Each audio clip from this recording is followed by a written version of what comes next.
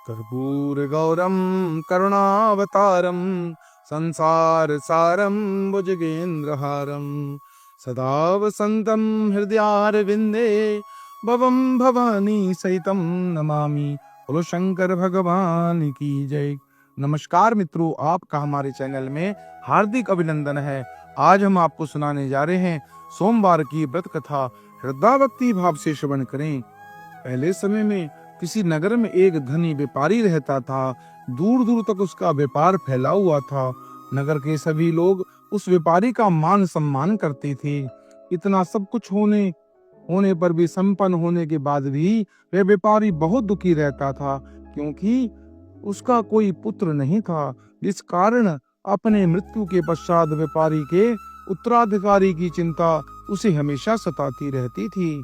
पुत्र प्राप्ति की इच्छा से व्यापारी प्रत्येक सोमवार भगवान शिव की पूजा व्रत किया करता था और शाम के समय शिव मंदिर में जाकर शिव जी के सामने घी का दीपक जलाया करता था। उसकी भक्ति देखकर माँ पार्वती बड़ी प्रसन्न हो गई और भगवान शिव जी से उस व्यापारी की मनोकामना पूर्ण करने का निवेदन किया। भगवान शिव बोले, इस संसार में सबको उनके कर्म के अनुसार फल की प्राप्ति होती है। जो प्राणी जैसा कर्म करता है वैसा ही फल प्राप्त करता है।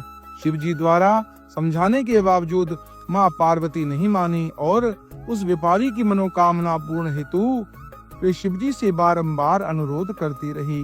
अंततः माता के आग्रह को देखकर भगवान भोलेनाथ को उस व्यापारी को पुत्र प्राप्ति का वरदान देना पड़ा।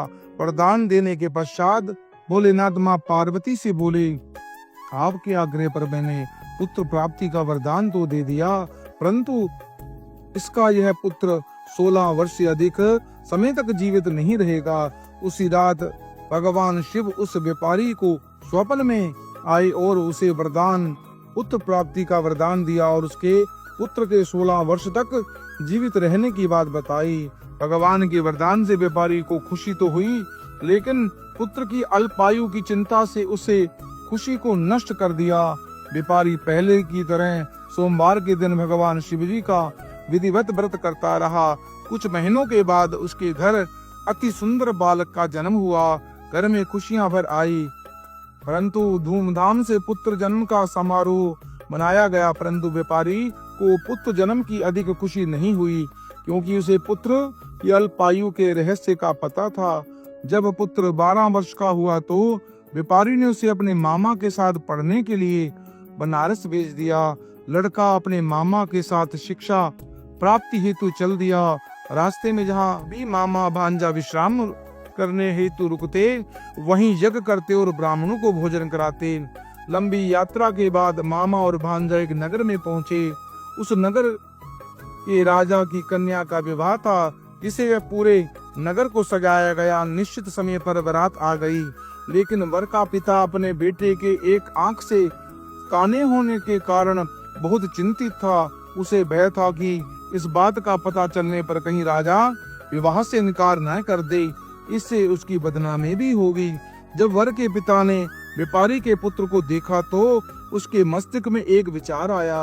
उसने सोचा, इस लड़के को दूल्हा बनाकर राजकुमारी से विवाह करा दूंगा। विवाह के बाद उनको धन देकर विदा कर दूंगा और राजकुमारी को अपने नगर ले आऊंगा। वर के पिता ने लड़के के मामा से संबंध में बात की। मामा ने धन मिलने के लालच में वर के पिता की बात स्वीकार कर ली। लड़के को दूल्हा बनाकर वस्त्र पहनाकर राजकुमारी से विवाह करा दिया गया।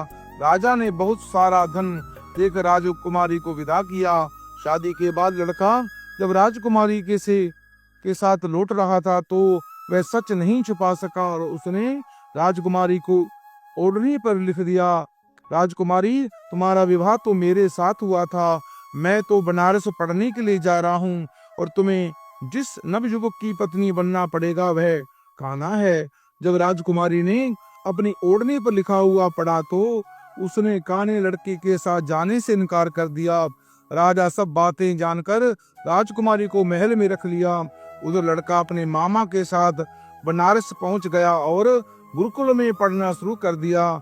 जब उसकी आयु 16 वर्ष की हुई तो उसने यज्ञ किया। यज्ञ की समाप्ति पर ब्राह्मणों को भोजन कराया गया और खूब अन्न धन और वस्त्र का दान किया गया।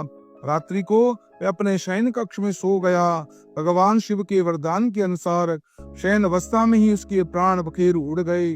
सूर्योदय होने पर मामा मृत भांजे को देखकर रोने पीटने लगा। आसपास के लोग भी एकत्रित होकर दुख प्रकट करने लगे। लड़के के मामा के रोने विलाप करने के स्वर को समीप से गुजरते हुए भगवान शिव और माता पार्वती भी सुने रहे थे। पार्वती ने भगवान शिव से कहा, हे प्राणनाथ, मुझे इसके रोने के स्वर सहन नहीं हो रहे, आप इस व्यक्ति के कष्टों को अवश्य दूर करें।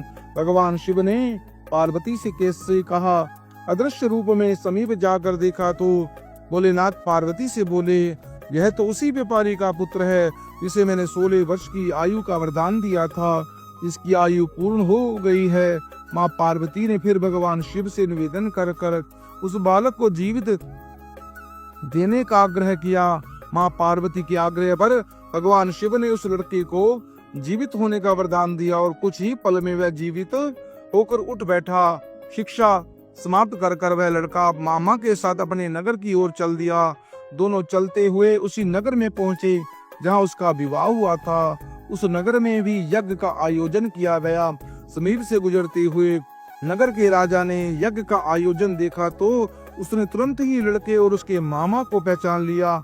यज्ञ समाप्त होने के बाद राजा और मामा लड़के को महल ले आए और कुछ दिन बाद उन्हें महल में रखकर बहुत सा धन वस्त्र आदि देकर राजकुमारी के साथ विदा कर दिया। उधर भूखे प्यासे रहकर व्यापारी और उसके पत्नी अपने बेटे की प्रतीक्षा कर रहे थे। उन्होंने प्रतिज्ञा कर रखी थी, यदि उन्हें अपने बेटे की मृत्यु का समाचार मिला तो दोनों अपने प्राण त्याग देंगे। परंतु जैसे ही अपने बेटे के जीवित वापस लौटने का समाचार सुना तो वे बहुत प्रसन्न हुए। वह अपने पत्नी और मित्रों के साथ नगर के द्वार पर पहुंचा। बेटे के विवाह का समाचार सुनकर पुत्र वधू राजकुमारी को देखकर उसी का खुशी का ठिकाना ना रहा। उसी रात भगवान शिव ने व्यापारी के स्वप्न में आकर कहा, हे श्रेष्ठी, मैंने तेरे सोमवार के व्रत और व्रत कथा सुनने मात्र से प्रसन्न होकर तेरे पुत्र की लंबी आयु प्रदान की है।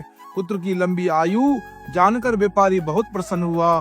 सोमवार का व्रत करने से व्यापारी के घर खुशियां लौट आई। शास्त्रों में लिखा है, जो स्त्री पुरुष सोमवार का विधिवत व्रत करते हैं और व्रत कथा सुनते हैं, उनकी समस्त मनोकामनाएं पूरी होती हैं। मित्रों, यह पतित पावनी कथा से मनुष्य के समस्त कामनाएं पूर्ण होती हैं, पापों का नाश होता है। जीवन में सदैव भगवान शिव की कृपा से मंगल ही मंगल होता है। इस कथा को आप अपने इष्ट मित्रों से शेयर करें, पुण्य के भागी बने। हमारे चैनल को सब्सक्राइब करें, लाइक करें और कमेंट बॉक्स में ओम नमः शिवाय अवश्य लिखें।